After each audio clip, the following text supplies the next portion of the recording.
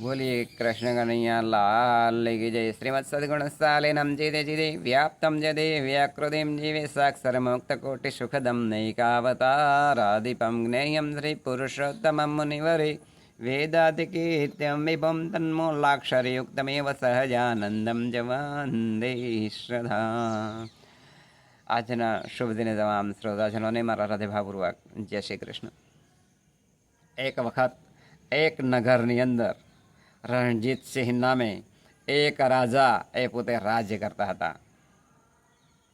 સંજોગો વસાત એ પોતે એ બીજા રાજ્યની અંદર જતા હતા। પ્રાચીન સમયની અંદર ઘોડાવાની વ્યવસ્થા હતી। આ રાજા પાસે એ ઘોડો એ ન હતો, માટે આ રાજા એ પોતે પોતાના સૈનિકો પાસે પોતાની પાલખી ઉપડાવી અને એની અંદર બેસી અને પોતે જતો હતો। પાલખી શણગારેલી હતી ફૂલોથી। અને આ રણજીતસિંહ રાજા એક દેશની અંદરથી બીજા દેશની અંદર એણે પ્રયાણ કર્યું હતું। રસ્તાની અંદર એ જતાં જતાં તેની પાલખીની અંદર એક પથ્થરો પડ્યો। એટલે જે પેલા ઉપાડી જતા હતા સૈનિકો એમણે જોયું કે રાજાની પાલખીની અંદર એક પથ્થર પડ્યો છે, આ કોણે માર્યો છે? આ માટે એ સૈનિકો તલાશ કરવા લાગ્યા।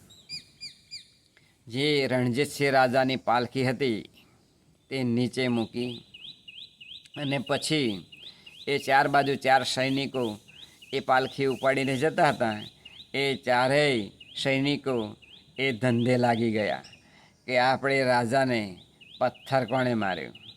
આમ એ પોતે રાજાને પથ્થર માર્યો આમ જાણી અને આજુબાજુ એ શોધવા લાગી ગયા કે આપણા રાજાને કોણ પથ્થર મારે છે। એટલે આ સૈનિકો આજુબાજુ તપાસ કરતાં એમને માલુમ પડ્યું કે રસ્તાની અંદર એક બોરડીનું ઝાડ હતું। ત્યાં નાના બે બાળકો એ બોર પાડવા માટે એ પથ્થર મારી રહ્યા હતા। એટલે બોરડી ઉપરથી પથ્થર ઉછળી અને એ ક્યાં પડ્યો હતો? રાજાની પાલખીની અંદર પડ્યો હતો। સંજોગો વસાત રાજાને કોઈ નુકસાન થયું નહોતું, પરંતુ પથ્થર એ રાજાની પાસે પાલખીની અંદર આવીને પડ્યો હતો। એટલે પેલા સૈનિકોએ પેલા બાળકોને પકડી લીધા અને પછી કહ્યું કે કાલે તમારે રાજાના દરબારની અંદર એ હાજર થવાનું છે। એટલે રાજા એ પોતે એ બીજા દેશની અંદર જઈ અને એ પોતે રાત્રે આવી ગયો। સવારનો સમય થયો એટલે રાજાએ દરબાર ભર્યો અને એલાન ફરમાવ્યું અને આ જે સિપાહીઓ હતા એમણે જે પેલા બે બાળકોએ પથ્થરો માર્યા હતા બોરડી પર એમને ત્યાં પોતાના દરબારની અંદર હાજર કર્યા। ત્યાર પછી આ રાજાને ન્યાય કરવા માટે રાજ દરબારીઓએ કહ્યું કે રાજા સાહેબ, આપને આ બે બાળકોએ પથ્થર માર્યા છે, માટે તેમને યોગ્ય ન્યાય આપો। ત્યારે આ રાજાએ પેલા બાળકોને પૂછ્યું કે તમે પથ્થર કેમ માર્યા હતા?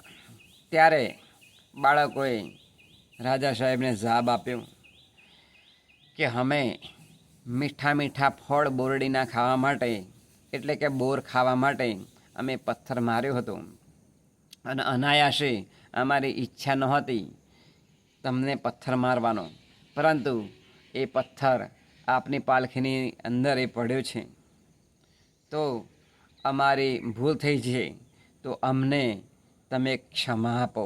આમ બંને બાળકોએ હાથ જોડી અને રાજા સાહેબને વિનંતી કરી।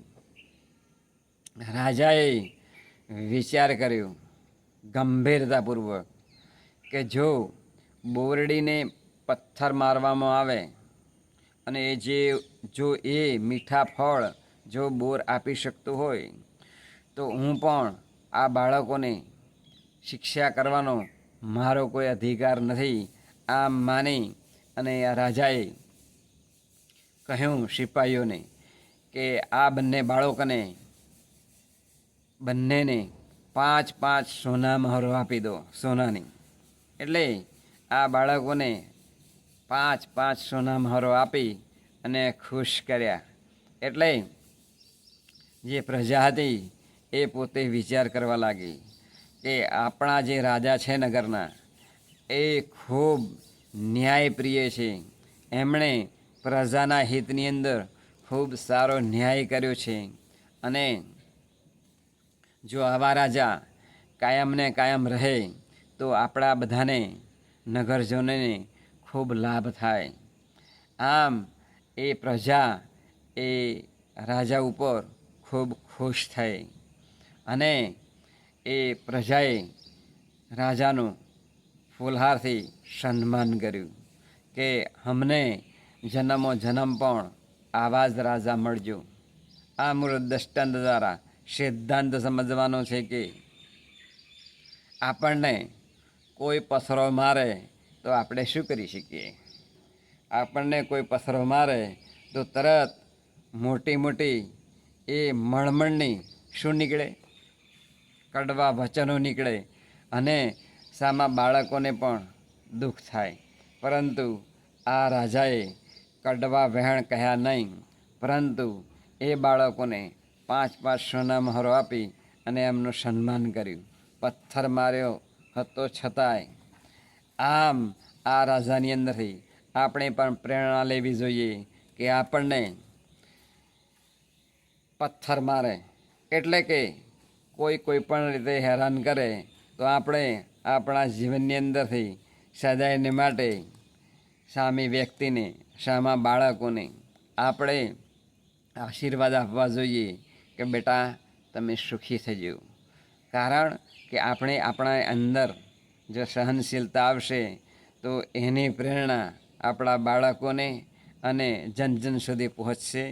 તો આપણે આપણા જીવનની અંદર સહનશીલતાનો ગુણ કેળવીશું તો આવનારા ગમે એટલા દુઃખ હશે તો પણ એ દૂર થઈ જશે અને વધારે દુઃખો પડશે છતાં પણ સહન કરવાનું બળ અને શક્તિ ભગવાન આપશે.